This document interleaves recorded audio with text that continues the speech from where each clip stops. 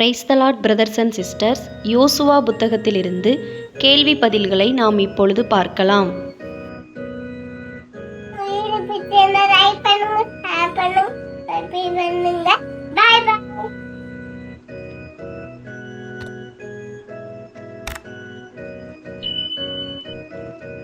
யோசுவா 8ஆம் அதிகாரத்திலிருந்து மொத்தம் 55 கேள்வி பதில்கள் கொடுக்கப்பட்டுள்ளன. வாங்க பார்க்கலாம். கேள்வி எண் 1. நீ பயப்படாமலும் கலங்காமலும் இரு. யார் யாரிடம் கூறியது?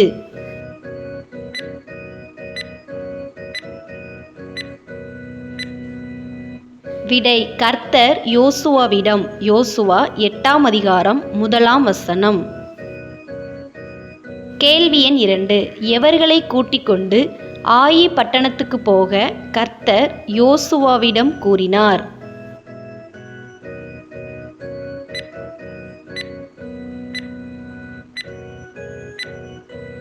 விடை யுத்த ஜனங்கள் யாவரையும். யோசுவா 8ஆம் அதிகாரம் 1ஆம் வசனம்.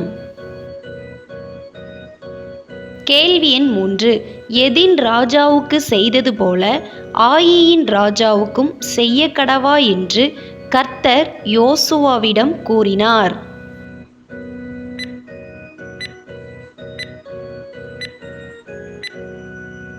விடை எரிகோவின் ராஜாவுக்கு செய்தது போல. யோசுவா 8ஆம் அதிகாரம் 2ஆம் வசனம். கேள்வி எண் 4. பட்டணத்துக்கு பின்னாலே டேஸ் வை என்று கர்த்தர் யோசுவாவிடம் கூறினார்?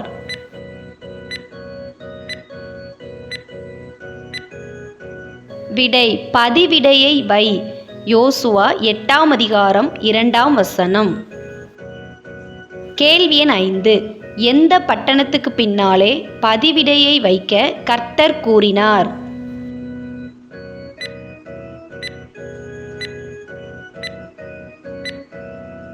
விடை ஆயி பட்டணத்துக்கு பின்னாலே. யோசுவா 8ஆம் அதிகாரம் 2ஆம் வசனம். கேள்வி எண் 6. ஆயி பட்டணத்தை முறியடிக்க யோசுவா எத்தனை யுத்த வீரரை தெரிந்தெடுத்தான்?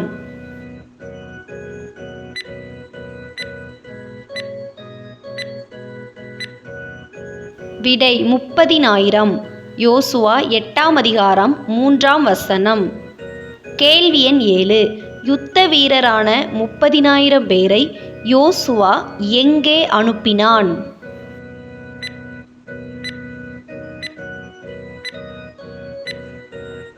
விடை ஆயி பட்டணத்தின் பின்னாலே பதிவிருக்க. யோசுவா 8ஆம் அதிகாரம் 3 மற்றும் 4ஆம் வசனங்கள். கேள்வி எண் 8.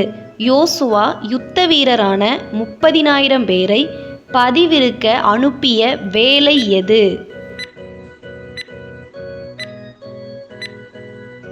விடை ராத்திரி. யோசுவா 8ஆம் அதிகாரம் 3ஆம் வசனம். கேள்வி எண் 9. எல்லாரும் ஆயத்தமாயிருங்கள். யார் யாரிடம் கூறியது?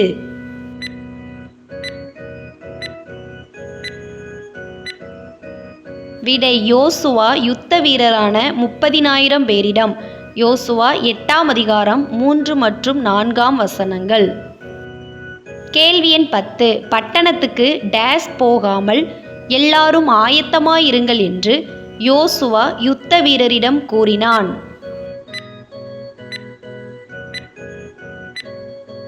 விடை வெகு தூரமாய். யோசுவா 8ஆம் அதிகாரம் 4ஆம் வசனம். கேள்வி எண் 11. ஆயி பட்டணத்தண்டையில் கிட்டி சேருபவர்கள் யார்?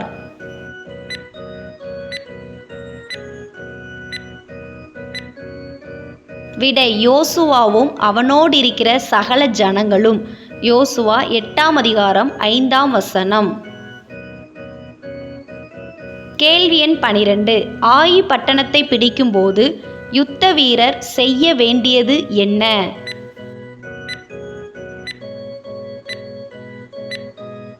விடை பட்டணத்தை தீ கொளுத்தி போட வேண்டும். யோசுவா 8ஆம் அதிகாரம் 8ஆம் வசனம். கேள்வி எண் 13 கர்த்தருடைய டேஸ் செய்யுங்கள்.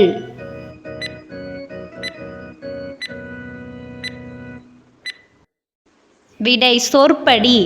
யோசுவா 8ஆம் அதிகாரம் 8ஆம் வசனம். கேள்வி எண் 14 கர்த்தருடைய சொற்படி செய்யுங்கள் யார் யாரிடம் கூறியது?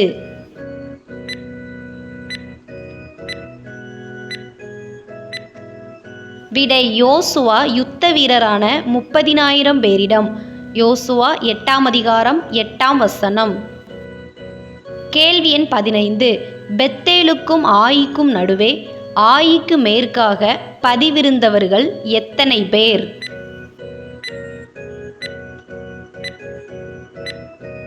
விடை 30,000 பேர். யோசுவா 8ஆம் அதிகாரம் 3 மற்றும் 9ஆம் வசனங்கள். கேள்வி எண் 16 யோசுவா ஜனங்களை லக்கம் பார்த்த வேலை எது?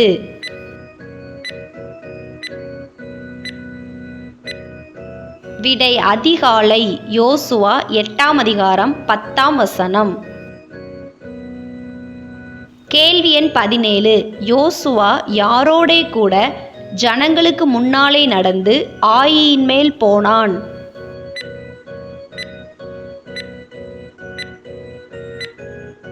விடை இஸ்ரவேலின் மூப்பரோடு. யோசுவா 8ஆம் அதிகாரம் 10ஆம் வசனம். கேள்வி எண் 18 யோசுவா ஓடிருந்த யுத்த ஜனங்கள் எங்கே பாளையம் இறங்கினார்கள்?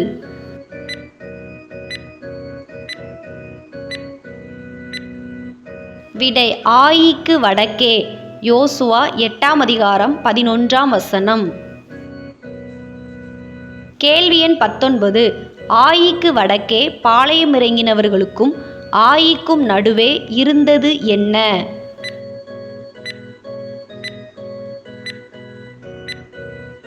விடை ஒரு பள்ளத்தாக்கு. யோசுவா 8ஆம் அதிகாரம் 11ஆம் வசனம். கேள்வி எண் 20 பெத்தேலுக்கும் ஆயிக்கும் நடுவே பட்டணத்திற்கு மேலண்டையில் பதிவிட இருந்தவர்கள் எத்தனை பேர்?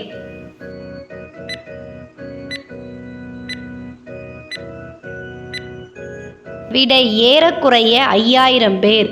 யோசுவா 8ஆம் அதிகாரம் 12ஆம் வசனம். கேள்வி எண் 21 பதிவிருக்கிறவர்களை திட்டம் பண்ணின பின்பு யோசுவா எங்கே போயிருந்தான்?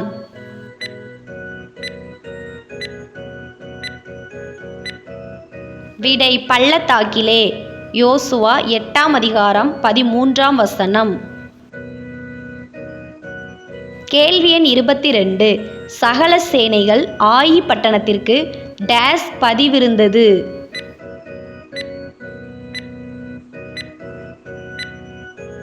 விடை வடக்கே. யோசுவா 8ஆம் அதிகாரம் 13ஆம் வசனம். கேள்வி எண் 23 ஆயின் ராஜாவும் பட்டணத்து மனுஷரும் இஸ்ரவேலரோடு யுத்தம் பண்ண எதற்கு நேராக புறப்பட்டனர்?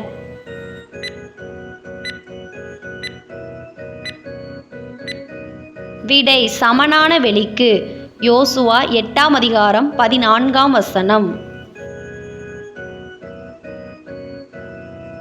கேள்வி எண் 24 ஆயின் மனுஷர் இஸ்ரவேலரோடு யுத்தம் பண்ண சமனான வெளிக்கு நேராக புறப்பட்டு வந்த வேலை எது?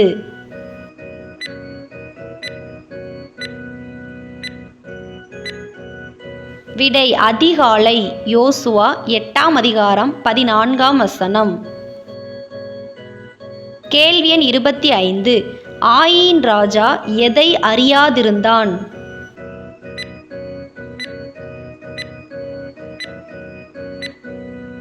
விடை பட்டணத்துக்கு பின்னாலே தனக்கு பதிவிடை வைத்திருக்கிறதை. யோசுவா 8ஆம் அதிகாரம் 14ஆம் வசனம். கேள்வி எண் 26 யோசுவாவும் இஸ்ரவேலரும் ஆயின் மனுஷருக்கு முன்பாக முறிந்து எந்த வழியே ஓடிப்போனார்கள்?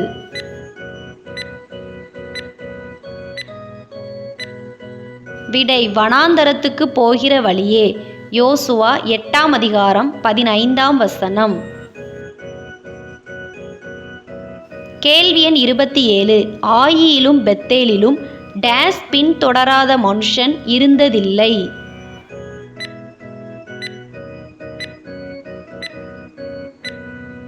விடை இஸ்ரவேலரை. யோசுவா 8ஆம் அதிகாரம் 17ஆம் வசனம்.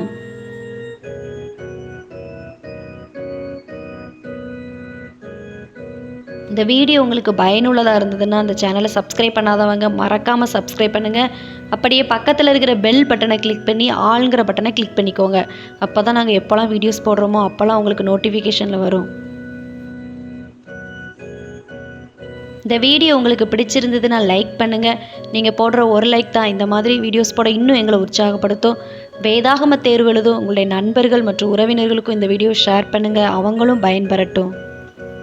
கேள்வி எண் 28. பட்டணத்தை திறந்து வைத்துவிட்டு இஸ்ரவேலரை துரத்தி கொண்டு போனவர்கள் யார்?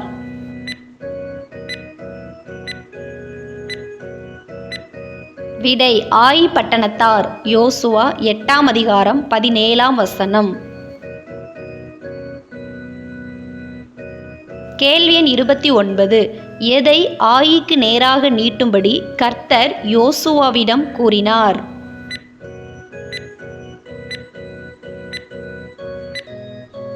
விடை ஈட்டியை. யோசுவா 8ஆம் அதிகாரம் 18ஆம் வசனம். கேள்வி எண் 30. ஈட்டி யாருடைய கையில் இருந்தது?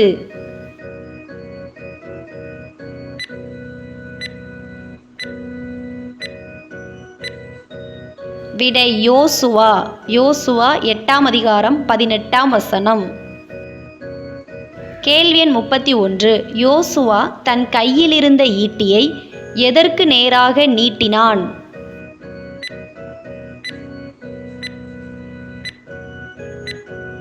விடை ஆயி பட்டணத்துக்கு நேராக. யோசுவா 8ஆம் அதிகாரம் 18ஆம் வசனம். கேள்வி எண் 32. ஆகாசத்தில் எழும்பியது எது?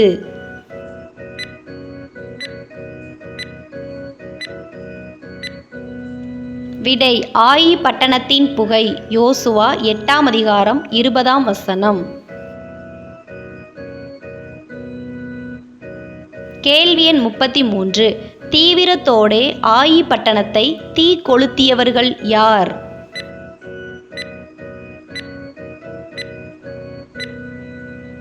விடை பதிவிருந்தவர்கள். யோசுவா 8ஆம் அதிகாரம் 19ஆம் வசனம். கேள்வி எண் 34. பதிவிருந்தவர்கள் எப்போது ஆயி பட்டணத்தை தீ கொளுத்தினார்கள்?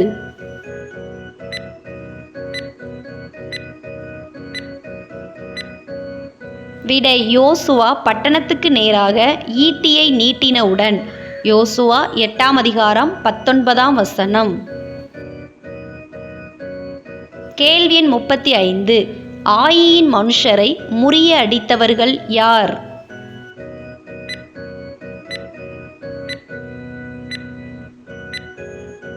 விடை யோசுவாவும் இஸ்ரவேலரும். யோசுவா 8ஆம் அதிகாரம் 21ஆம் வசனம். கேள்வி எண் 36. ஆயி பட்டணத்தார் இஸ்ரவேலின் டேஸ் அகப்பட்டு கொண்டார்கள்?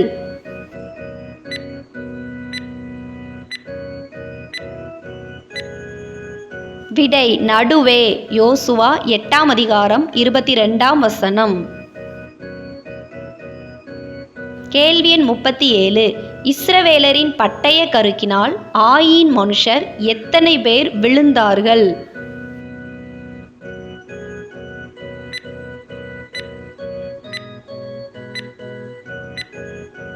விடை 12000 பேர்.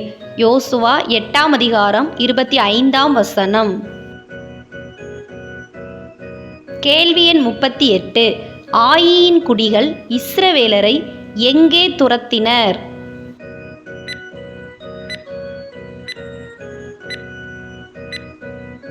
விடை வனாந்தர வெளியிலே.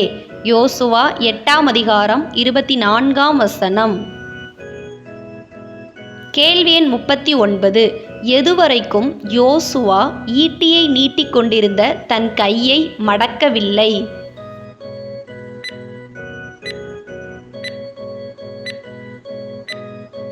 விடை ஆயியின் குடிகளை எல்லாம் சங்கரித்து தீரு மட்டும். யோசுவா 8ஆம் அதிகாரம் 26ஆம் வசனம். கேள்வி எண் 40. ஆயி பட்டணத்திலிருந்து இஸ்ரவேலர் எவைகளை மாத்திரம் எடுத்து கொள்ளலாம்?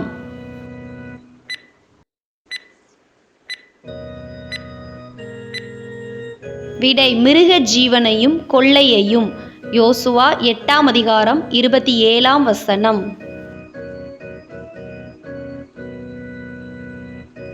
கேள்வி எண் 41. என்றைக்கும் பாழாய் கிடக்கும் மண்மேடு எது?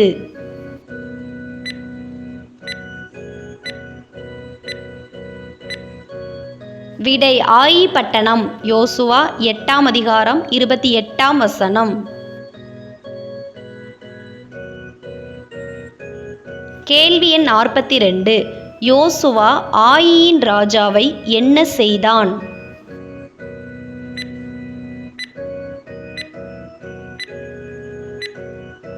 விடை ஒரு மரத்திலே தூக்கி போடுவித்தான். யோசுவா 8ஆம் அதிகாரம் 29ஆம் வசனம். கேள்வி எண் 43. யோசுவா ஆயியின் ராஜாவை டேஸ் மட்டும் மரத்திலே தொங்கவிட்டான்? விடை சாயங்காலம் மட்டும். யோசுவா 8ஆம் அதிகாரம் 29ஆம் வசனம். கேள்வி எண் 44. யோசுவா ஆயியின் ராஜாவுடைய உடலை மரத்தை விட்டு எப்போது இறக்கச் சொன்னான்?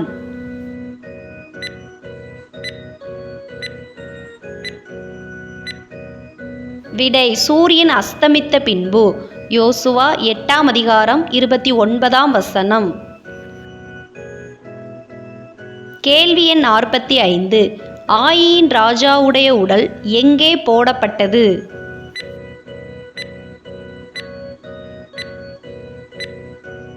விடை பட்டண வாசலில். யோசுவா 8ஆம் அதிகாரம் 29ஆம் வசனம். கேள்வி எண் 46. ஆயியின் ராஜாவுடைய உடலின் மேல் டேஸ் கற்குவியலை குவித்தார்கள்?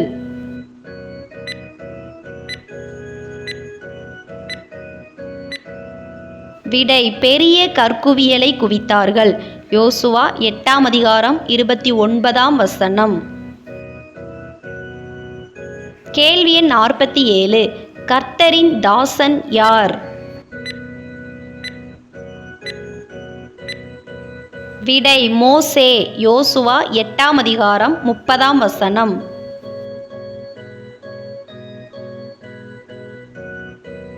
கேள்வி எண் 48.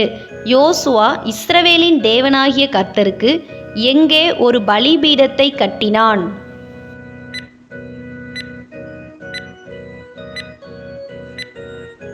விடை ஏபால் பர்வதத்தில். யோசுவா 8ஆம் அதிகாரம் 30ஆம் வசனம். கேள்வி எண் 49.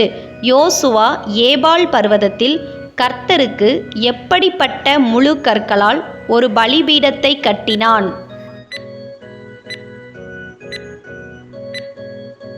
விடை இருபாயுதம் படாத. யோசுவா 8ஆம் அதிகாரம் 30ஆம் வசனம். கேள்வி எண் 50. ஏபால் பர்வதத்தில் யோசுவா கட்டிய பலிபீடத்தில் இஸ்ரவேலர் கர்த்தருக்கு டேஸ் செலுத்தி டேஸ் இட்டார்கள்? விடை சர்வாங்க தகன பலிகளை செலுத்தி சமாதான பலிகளை இட்டார்கள். யோசுவா 8ஆம் அதிகாரம் 31ஆம் வசனம். கேள்வி எண் 51. ஏபால் பர்வதத்தில் யோசுவா எதை கற்களில் பேர்த்தெழுதினான்?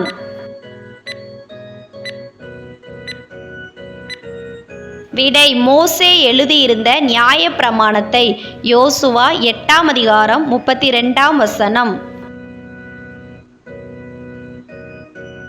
கேள்வி எண் 52. கர்த்தருடைய உடன்படிக்கை பெட்டியை சுமப்பவர்கள் யார்?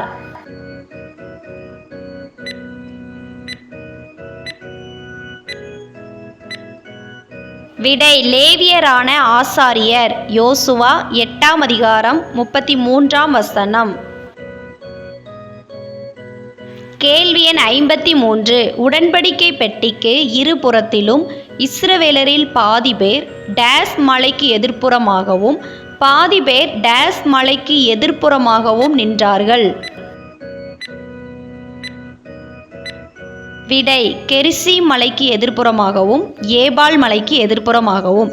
யோசுவா 8ஆம் அதிகாரம் 33ஆம் வசனம். கேள்வி எண் 54. டேஸ் சொல்லிய ஆசீர்வாதமும் சாபமுமாகிய சகல வார்த்தைகளையும் யோசுவா வாசித்தான்.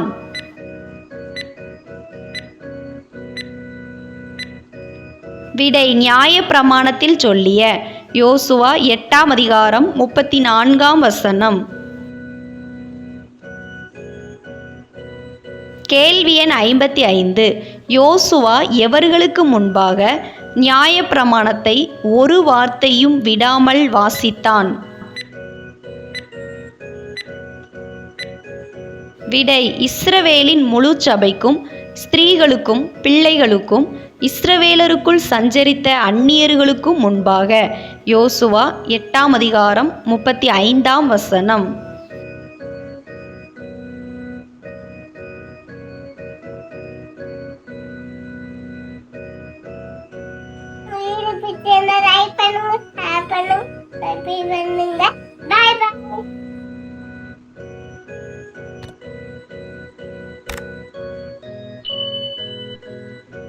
இவ்வளோ நேரம் இந்த வீடியோ மூலம் வேதாகம தேர்வுக்கு ஆயத்தப்பட்ட உங்கள் அனைவருக்கும் என் மனமார்ந்த நன்றியை தெரிவித்துக் கொள்கிறேன். வேதாகம தேர்வில் வெற்றி பெற என் மனம் நிறைந்த வாழ்த்துக்கள். சேனலை சப்ஸ்கிரைப் பண்ணாதவங்க மறக்காமல் சப்ஸ்கிரைப் பண்ணிக்கோங்க. அப்படியே பக்கத்தில் இருக்கிற பெல் பட்டனை கிளிக் பண்ணி ஆளுங்கிற பட்டனை கிளிக் பண்ணுங்கள். இந்த வீடியோ உங்களுக்கு பிடிச்சிருந்தால் லைக் பண்ணுங்கள். நீங்கள் போடுற ஒரு லைக் தான் இந்த மாதிரி வீடியோஸ் போட எங்களை இன்னும் உற்சாகப்படுத்தும். வேதாகம தேர்வில் உங்களை நண்பர்கள் உறவினர்களுக்கும் ஷேர் பண்ணுங்கள். God bless you all. கர்த்தர் தாமே உங்கள் அனைவரையும் ஆசீர்வதித்து காப்பாராக. ஆமேன்.